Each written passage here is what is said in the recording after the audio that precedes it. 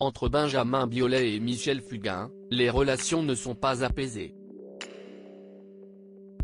Pour cause, entre les deux chanteurs, l'entente n'a jamais été cordiale et la dernière sortie de Michel Fugain au sujet de Benjamin Biolay n'avait sans doute pas pour objectif de diminuer les tensions.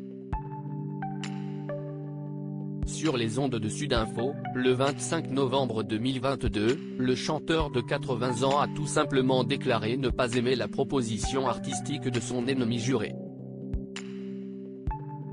Ça ne me parle vraiment pas, a-t-il lâché à propos de la musique de Benjamin Biolay. Une critique qui n'est pas passée du côté de l'interprète de Rends l'amour.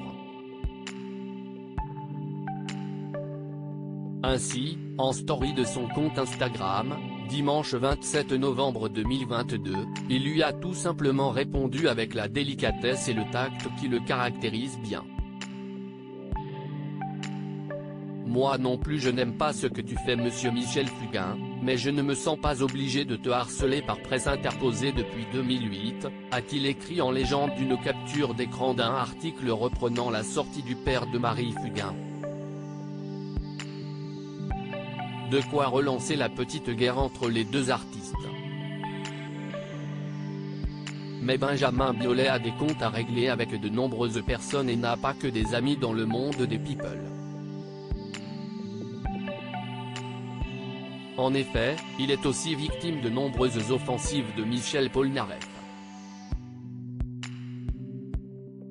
Dans les colonnes de Paris Match, le 10 novembre 2022, l'interprète de la poupée qui fait non s'était montré très dur avec son collègue dans le métier.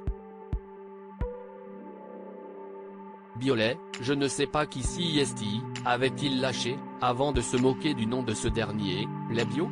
Pas compris. Nul doute que le chanteur de 49 ans ne manquera pas non plus de régler ses comptes avec lui.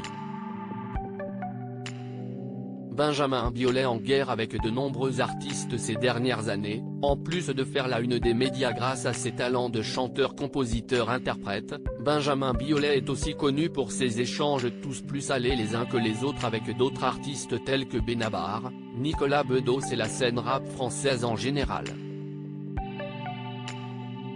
L'ex de Cara Mastroianni ne semble pas non plus bien s'entendre avec Cyril Hanouna.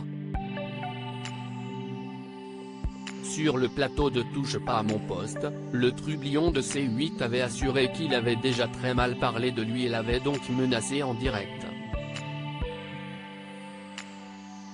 Depuis, entre les deux hommes ce serait silence radio. Concernant le chanteur Grégoire, Benjamin Biolay l'a tout simplement accusé de plagiat. Dans une story Instagram, il avait largement critiqué ses chansons et s'était servi de son piano pour accuser le chanteur. Ces derniers temps, il refait la une de l'actualité puisqu'il a sorti un tout nouvel album. Intitulé Sinclair, il regroupe 16 titres, entre ballades et rock, que ses fans ont pu se procurer dès le vendredi 9 septembre 2022. Et ils étaient nombreux à attendre un nouvel opus de l'artiste.